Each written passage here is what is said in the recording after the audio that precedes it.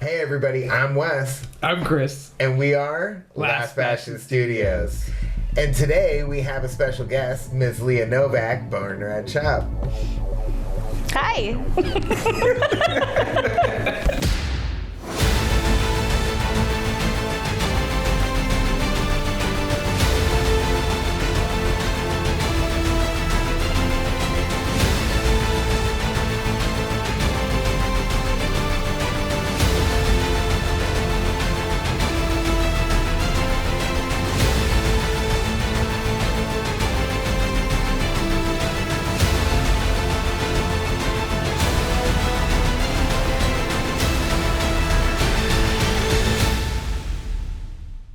Okay, ladies and gentlemen, we are here today with a very special guest, Miss Leah Novak of Born Red Shop.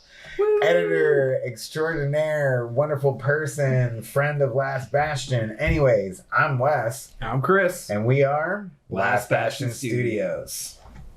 So, Leah, Hi. thank you for being here. Yeah, you got me pizza and beer. Come on. And I love you guys. It's a good bargaining chip, I find. You know, it's gotten me to help people move many a times. Pizza and beer. So I find most people like it. Yeah, trade in the furs and spices for pizza and beer. It's great for bartering. Carbs. Anyways, so first off, you've had many jobs in comics. Can you give us the resume, run us down what you do, what you've done, what you like doing, what you can do? The thing I love doing, I love lettering, and I also love editing. I'm a natural born spelling asshole. So I grammar asshole. I love it all. I love editing, but lettering is like my passion. There's more of an art to it. So I really like lettering because I get to work with so many different artists and writers, and and I've co-written before, but it was most like behind the scenes. I would not call myself a writer. I leave that to people who do it much better than I do. So yeah, I mean, you like smoothing out the edges on a writer. Yeah, like I do something. This isn't really a thing. I call it a thing. I call it creative editing, where I'll edit your comic, but I'll also give you suggestions. If something sounds weird, I am going to be like, hey, like I was reading this. What if maybe they said this? You know, I try to be as gentle as possible when it comes to suggesting stuff like that. Instead of sending it back going like, bro, this isn't good. You gotta throw this out. A girl would never say this. Yeah, like I do that a lot. But basically I try to be a jack of all trades when it comes to working with like a studio, because especially indie people, I just don't think that it needs to be so like cut and dry when it comes to what you're supposed to help people with. Yeah. I'm always down to brainstorm and just collaborate. I want to be part of the project. It's more fun for me to be like an appendage than anything else. When we work on other projects with other customers and other artists, like I find that they approach us for one thing, and then it turns out to be like, oh, I'm going to have to educate you on what you're actually asking for and kind of show you how to fill in the gaps for the other parts. And I'm sure as like a graphic designer and like illustrator and like all that stuff, you kind of bring all of it to the table. Well, that really helps you come up with a project that not only you love, but you're proud to say that you were a part of. If I'm going to work on something, I want it to be as good as it possibly can. And if it means I've got to suggest some things to somebody or educate them, then, hopefully it's for the better of the project and not because they're too sensitive. Yeah, and luckily I've never really worked. I mean, I have worked with like sensitive people, but normally we already have such a good rapport that they don't they're fine with me suggesting. And and I'm also really good at reading people. So if the client's like, if I can tell, like, I'm like, I won't. Yeah. I'll just do the cut and dry because I can tell, like, you know, you can always tell when people are down for more, or if they just want contract, which is fine. I don't mind at all. Just like, do the letters. Yeah, you just kind of, yeah, exactly. Do the letters. Do it. So, now, how long have you been doing all this? Yeah, like what got you started in comics? Like a friend, like my ex-boyfriend's stepsister's husband ran a roommate. Yeah, right. Uncle's cousin's lawyer ran a studio in, like, outside of Madison, Wisconsin, and so I was, you know, we hung out, dorked out to movies and stuff, and I knew he worked on comic books, so I was like, yes. And so we'd hang out when we'd have family functions, and one day I was like flipping through one of his comic books, and we were already good enough, like we call each other family, you know. So I was like, dude, you have terrible spelling. I'm like, I was like, wrong. I mean, I did it nice, but I was just kind of was like, I'm like, if you do this again, just show it to me pro bono. I'll go through it. And I did it once for him, and he's like, I'm just gonna hire you to do this. It is because I need help. It is definitely something that I have in indie comics where, I mean, I'm a writer, but I'm not the best at grammar, but I'm not terrible. But I know when you and everyone else, I know when something's perfect. glaringly wrong, and it can take me right out of what I'm reading because I'm just like, it needs an editor. It needs an editor. And that's the thing. It's like, all it takes is for the reader to see a misspelling or read something awkward where they're like, you know, it happens to me, and I try not to be too much of a snob about it, but you know, you're just in the flow. So it's all about making sure that everything flows. If it was all kind of janky, I can read through it like, oh, okay, that's what I'm expecting. Oh, this person if it's like, all right, acid jazz this whole comic, cool. That's how I write, so I get it. But like, you know, if they tried polishing it, and then there's like, why is there so many commas? Just end the sentence, man. It's the person who's going, and then blah, blah, blah, blah. To be fair, Jack Kirby in like his later days in the 80s, he did some stuff for Pacific Comics, like Captain Galaxy or something like that. But anyways, he needed an editor bad. Like they're just like, sure, Jack, go ahead, make whatever you want. And there are pages and pages of, oh God, please end this. You could have ended this like panels and panels ago. Yeah. So yeah, even Jack Kirby needed an editor. Yeah. You know. Everybody needs some help sometimes, you know? I need somebody to trim and massage my stuff. Speaking of which, you have trimmed and massaged all the writing and comics that I've done. We've got more projects for you to do, but I love working with you. It's likewise. I do expect, you know, I am hiring you for as a letterer. I know that you are going to translate, you know, my words to the page, you know, excellently. When you do that, when you're working on a project, how do you approach laying out lettering on a page? Like, how do you approach respecting that artwork, etc.?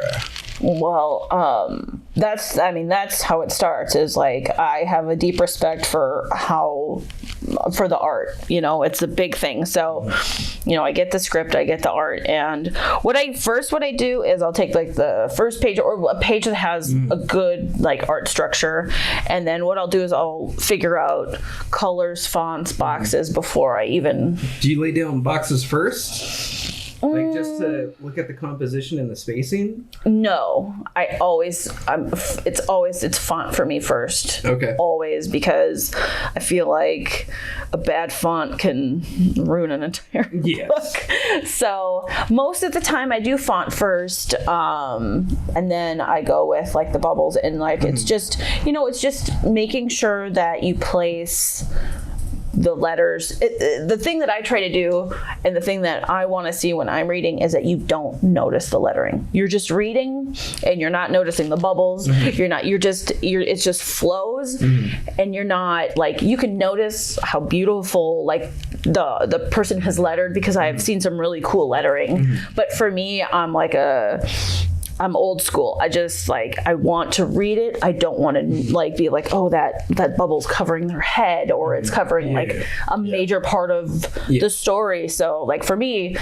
the big thing for me is to just not, try not to get anywhere near the art. Let the art speak for itself. The letters are, it's, the story is important, but the story and the art have to be like, they have to coalesce, I have a quick question. How often do you like change up your fonts per character or situation, or do you have like direct influence on that, or is it more of a collaborative with the person like you working with? Like, because I know like certain characters that like in comics that I've read, like this guy only has like a nice cursive type of font because he is like a dandy and he speaks very eloquently, while this other character has like a short blocky font because he's a cop, or well, I try not to do it.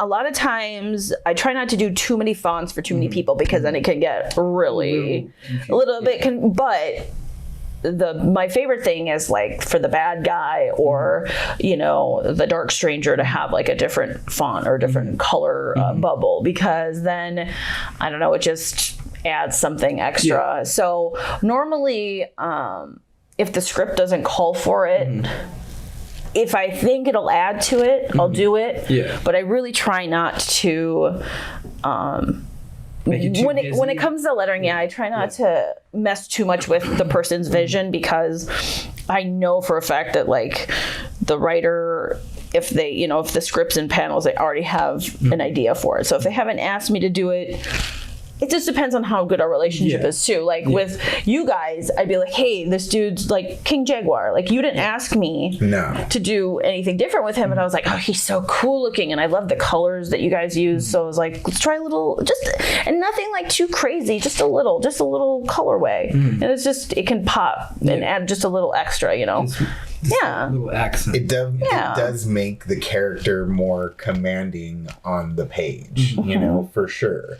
Like lettering is one of those things. It's definitely an art form, and it's definitely something that is not seen, and it's often not appreciated. It took me about 22 years, or like it took me a long time to call myself an artist when it comes to lettering. I've been doing it since I was 22. I think maybe 2 years ago I was like, all right, I guess it is an art form. It's really hard because we work with artists and creatives like writers, and it's it just, because we're in the shadows a little bit, it's a little bit harder to give ourselves props like that. But when you work with good people, it's like laying carpet. Nobody knows when you do a good job. Like nobody comes into a house and goes, this place has really nice carpet. They just go, this place has fucked up carpet. There's gaps in the wall. Like, what Kids is going on here? Shit all the time. And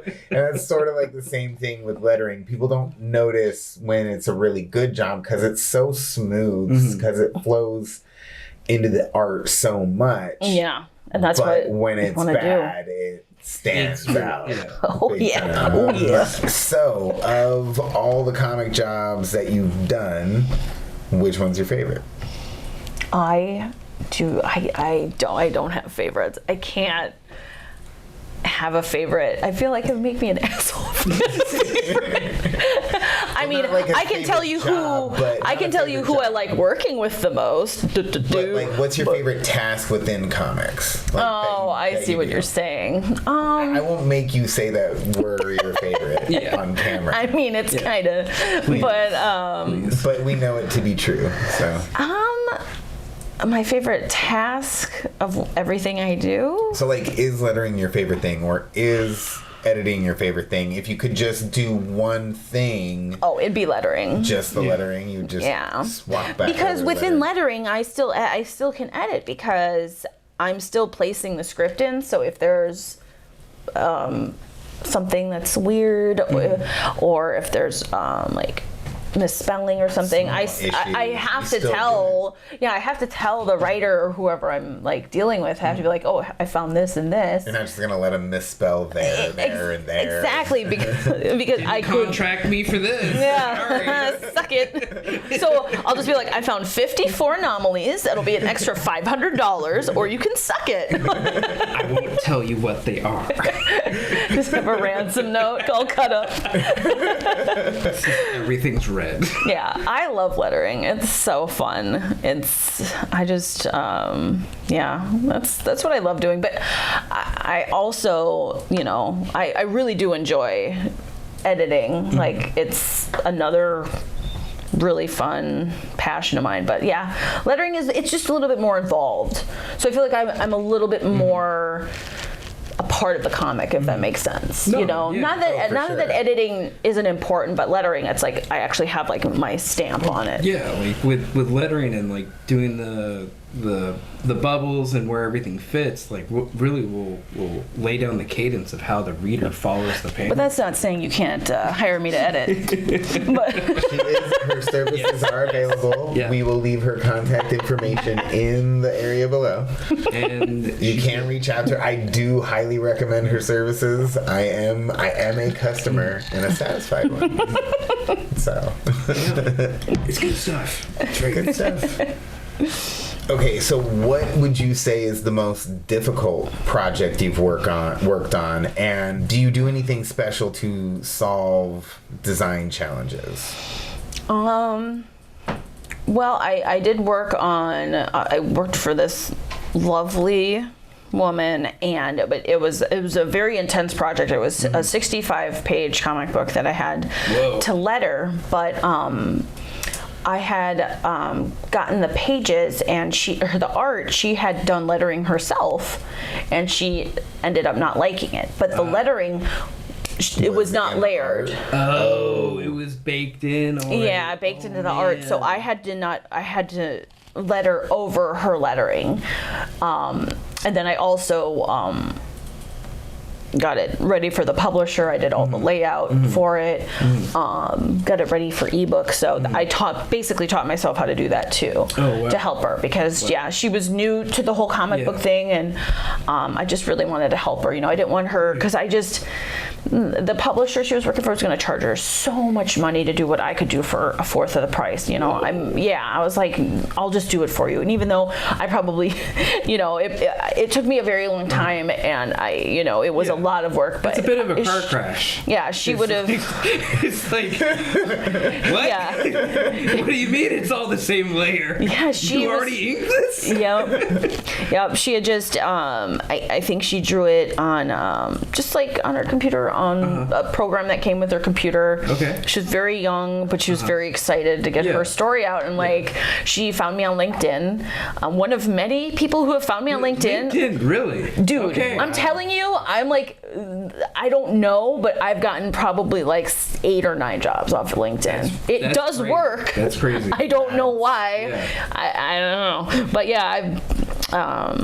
yeah, so that was very challenging. That was a lot of work, but she was lovely, very appreciative, and that's what when you work that hard, like as long as they're appreciative, and you can tell it's just like she was just new to it, so I'm happy to help. I can see that job being like a bit of a grind and like very, very tedious work. Yes, but as far as like complex like design issues and like layouts and that kind of stuff, lettering over someone else's lettering. Yeah, you have to use boxes and spaces that they designated, whether you would have chose that or not. Well, and I also went in and I used the clone, and I took out a lot of the stuff and remapped it with the background and added background myself and colored stuff in myself. Yeah, it was. Doctor is in. Yeah, exactly. It tested all of my CC knowledge, but yeah. That's insane. But yeah, so that was definitely the hardest one I've ever worked on, for sure. So how do you like to work? podcast, music?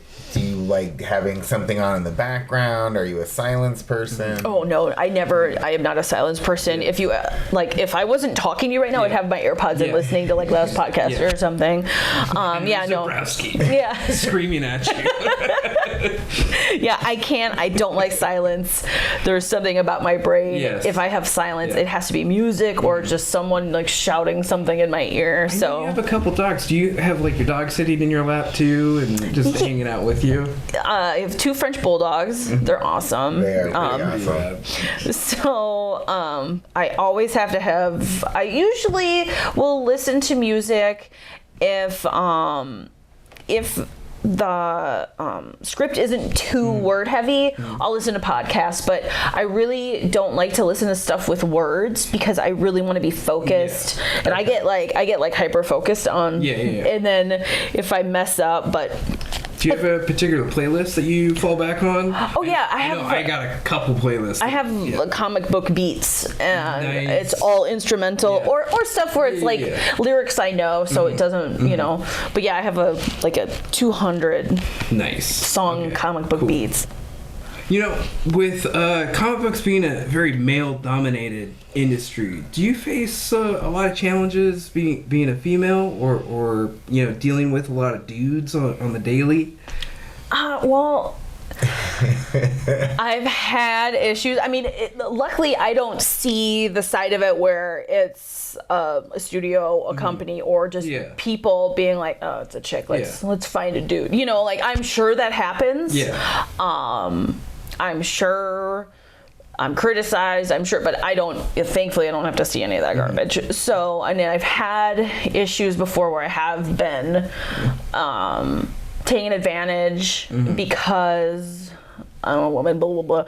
But it's like, I'm very much a hard ass, and I also have thick skin. So, I learned very early on to just stand my ground, always have a contract, and if I feel uncomfortable, bail. Yeah. So, but luckily, I just work with fucking amazing people like you guys. Like you guys are like my favorite people, and like I don't ever feel like gender comes into it. It doesn't. It's like, thankfully, I just feel like a friend and not a chick friend, you know, or like I don't ever feel like I'm hired because I'm a woman. I feel like sometimes I'm hired despite I'm a woman, you know. It's like sometimes or it's really cool that you kind of like you either built that up or like chosen the jobs and the people that you work with. Exactly. Like, this is my people. Well, and I stopped working corporate jobs because of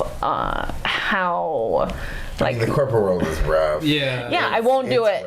I won't do it. I worked for Redacted.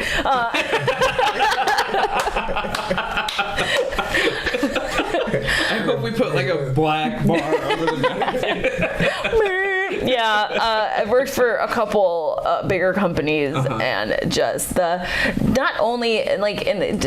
gender thing didn't really come into it too much, but the bureaucracy of working for a corporate company just makes you want to just fucking, oh god, it's awful. I feel so sorry for people who work at Marvel and DC and have to deal with, especially. There's bound to be the guy just saying something so he can say something and justify his job. Validating paychecks. That's all it is. I've definitely gotten the emails where I'm like, oh, you just wrote this because you had a bad day. You know? Thanks, Chief. Therapy? You know, maybe don't take it out on us. Yeah. One of the last studios that I worked for, one of the last meetings that I ever went to, somebody had written on the whiteboard, "Meetings are where dreams go to die." After I saw that, I was like, I gotta leave. I gotta quit this. This is not good. Oh god. Yeah, so my advice is, you know, if you're a woman in comics, just find cool people to work for. It's not always easy because people got to pay their bills, and like if you're struggling, you'll take whatever job you got to take, no matter. But you know, just be a hard ass. Fake being a hard ass, you'll become a hard ass. Like fake being a fucking piranha, dude. You gotta be. You gotta be. That is then tidbits For an up-and-comer, a newbie, number one, be a hard ass.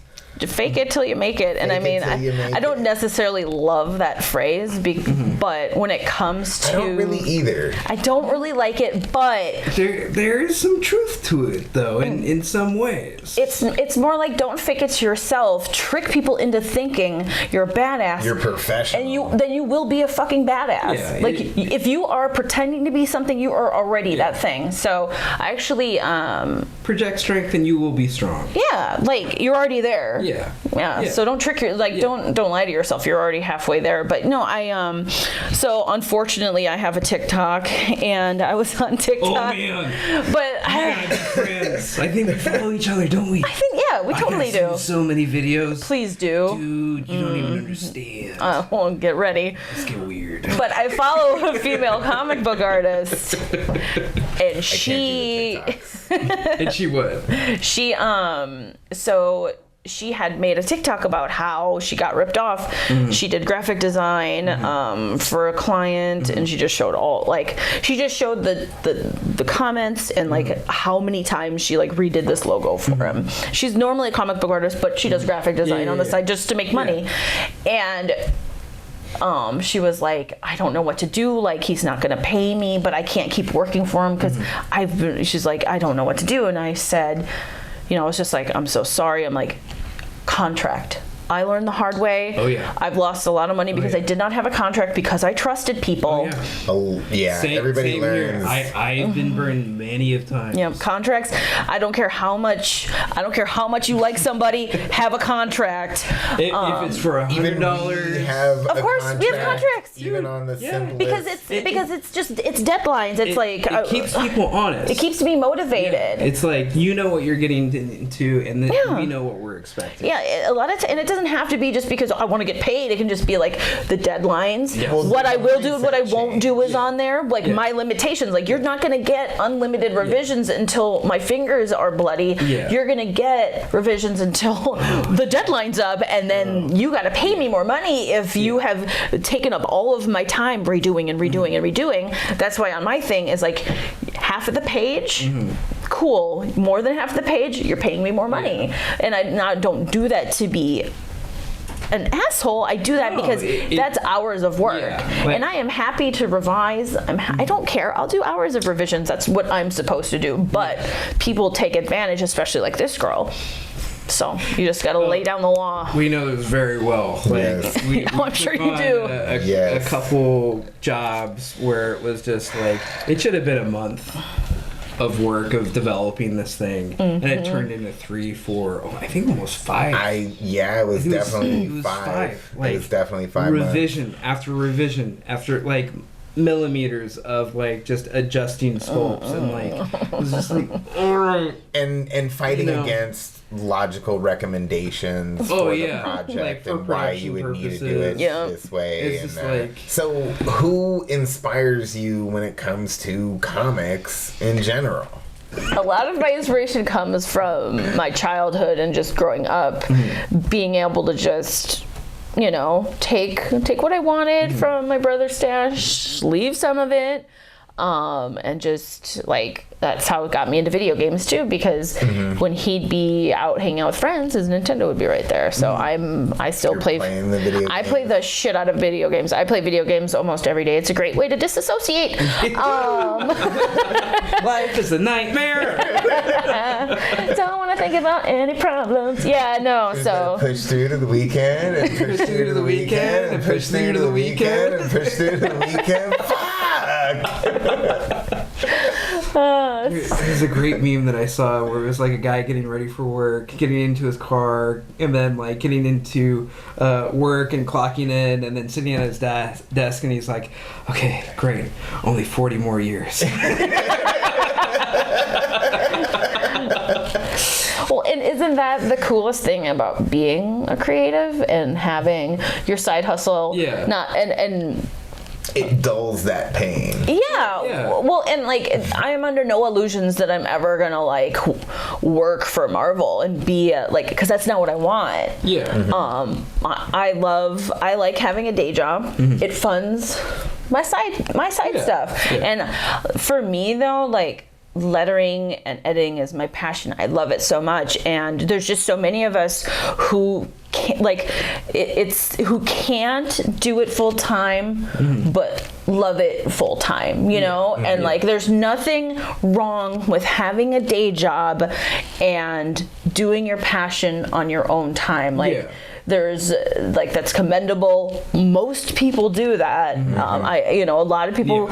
I know a lot of artists that kick themselves because they look on fucking social media and they see these people making so much money, and I'm like, it's all fake. Like, there are some people that do. They make, but you're not seeing. Few and far between. You're not seeing the struggle. They're not. They're not showing you when they have to borrow money from mommy and daddy to pay rent. You know, like a lot of people. I just always tell my artist friends, I'm like, never feel bad that you have a day job. Guess what? You're doing it. You're doing your art. And you know, you feel good. And I've seen people be able to like do it full time, and it's amazing. But it's like everybody has their own way of doing everything, and I've never really followed any sort of path, any sort of tradition in any part of my life. I don't feel like it's necessary to be like everybody else to achieve your dreams. Like, there's no set way to do anything. Do what makes you happy and what is comfortable for you. I'm almost 40 and I still read comics and I still play video games and I'm not married and I don't have kids and my life is fucking awesome. And and highly recommend it. Highly recommend. Not saying that. And I have people. Of course, lots of people I know have kids, and that seems dope. But like, they seem like they enjoy it. They seem like they love it, and that's cool. And like, that's their dream and goals, you know. But it's like, did I ever think at 15 that I would be this at 40? Fuck no. I thought it'd be boring and old because you don't, like, it's all relative, you know? Yeah, you don't know what you don't know, and as a kid, you know, things seem so impossible. Exactly. You know? Everything's such a movie, you know? Because that's all you can relate to is what you see on screens because you haven't lived any life yet. Yeah. So I don't know. Getting back to the question, my inspiration is, if I can lay down a few just things that I love, Frank Frazetta, the comic book Monstrous, those two women are extremely amazing. I know the comic book has won awards, but it's still extremely underrated. I don't know. I'm trying to think of I watch TV, but.